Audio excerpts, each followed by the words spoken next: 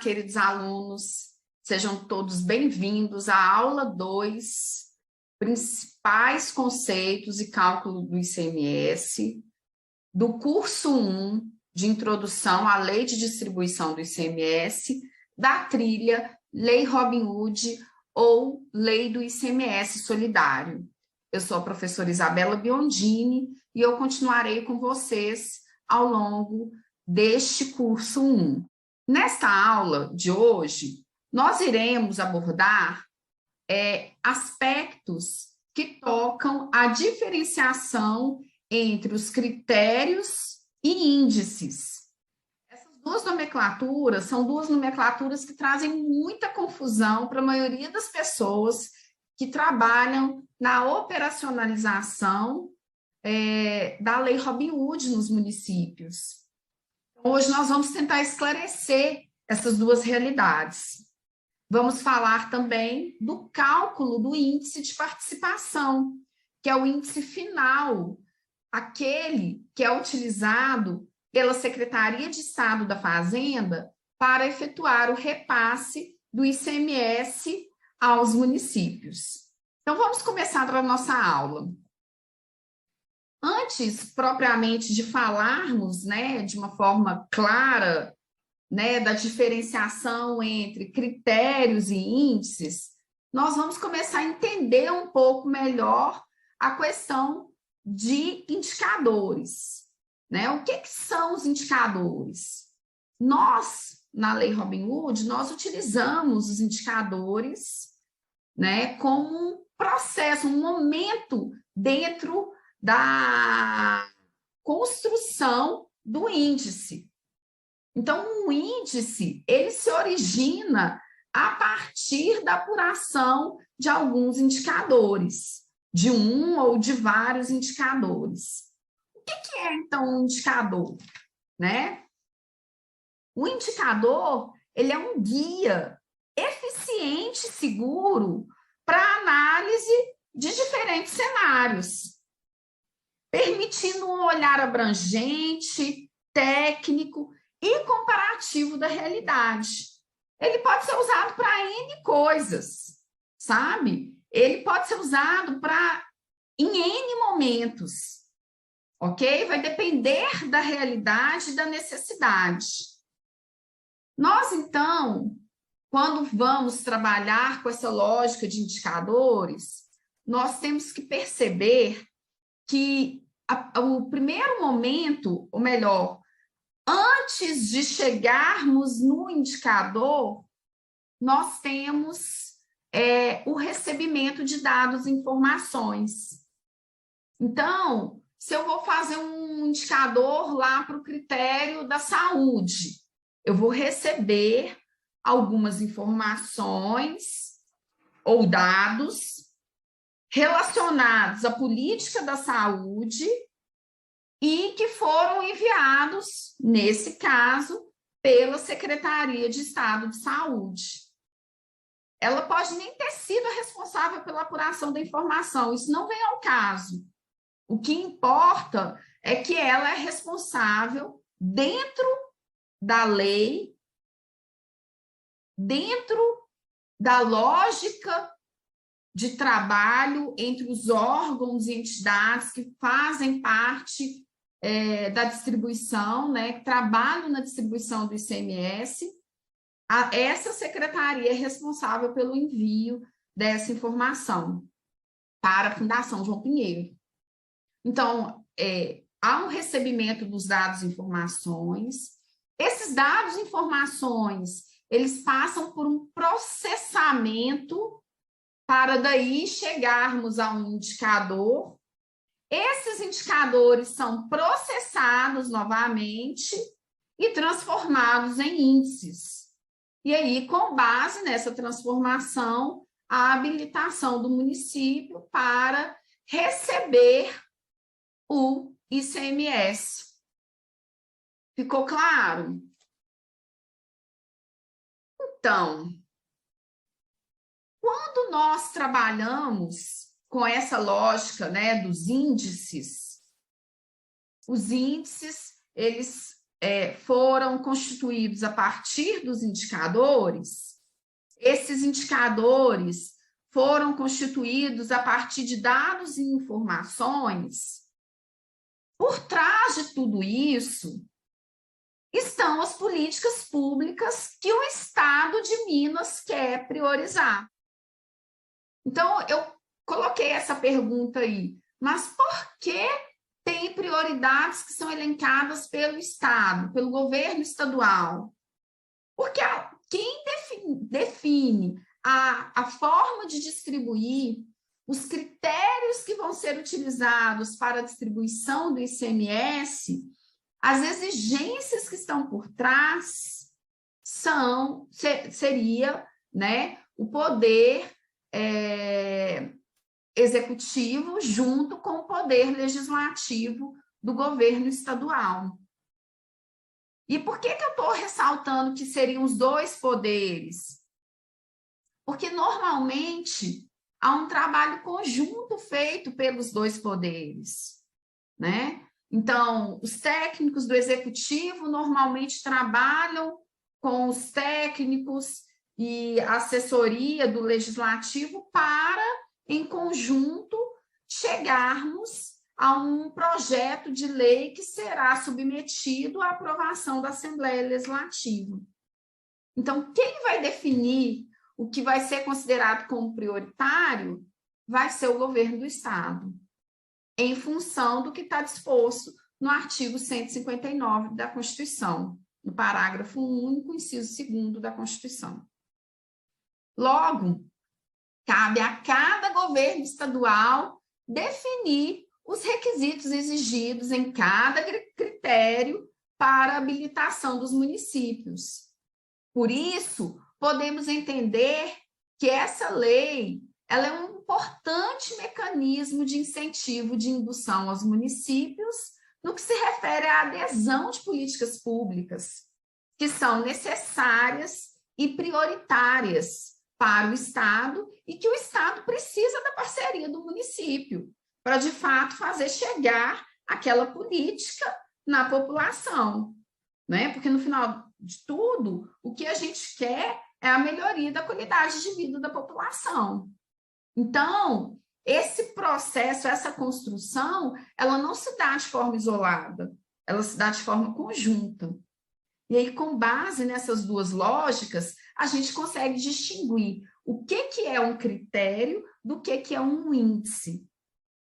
O critério é a exigência que está por trás da política pública. A exigência que é feita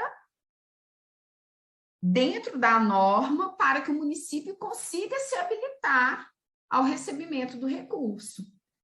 Agora, o índice é um número que, ao final, foi constituído a partir de indicadores que vão mostrar a realidade do município. E aí, nós temos, dentro da lei, esse quadro. Eu até já aproveitei, né, e coloquei para vocês a comparação entre a legislação que vigorou de 2020, de 2000 até 2009, e coloquei a que está vigorando de 2009 até os dias de hoje, até 2022, tá certo? Então, nós temos aí, segundo esta lógica, uma inclusão de critérios a partir de 2009.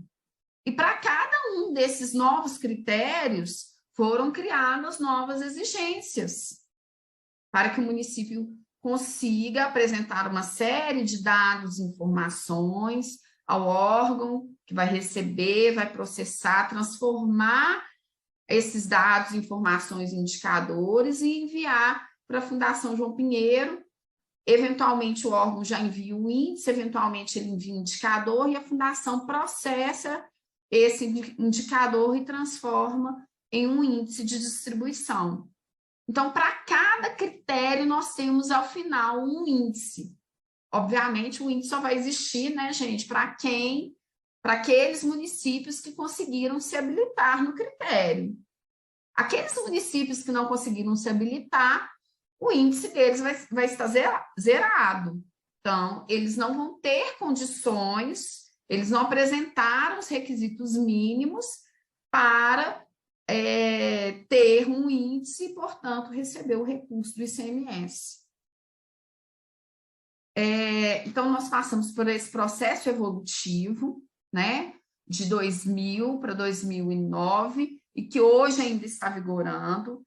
Cada um dos critérios tem um peso dentro da lei. Esse peso é para saber qual que é o montante de recurso que vai ser distribuído entre os municípios que se habilitaram naquele critério. A lógica é essa. Então, quando eu falo do VAF, que responde por 75% do ICMS, eu estou falando que de cada R$100 que serão distribuídos aos municípios, R$75 serão distribuídos aos municípios que se habilitaram no critério do VAF, conforme o índice que foi calculado para cada um desses municípios dentro do critério.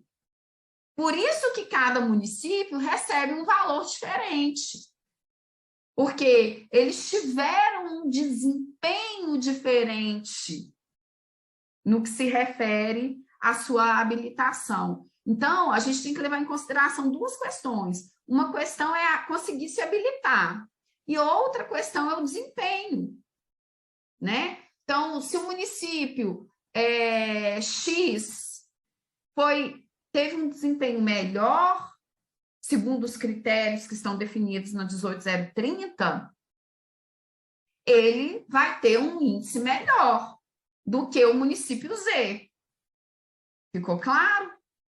E assim, essa é a lógica que prevalece para todo o cálculo do ICMS. Nós temos um peso que simplesmente mostra qual é o valor que deverá ser distribuído para os municípios dentro daquele critério, e os municípios eles vão receber o recurso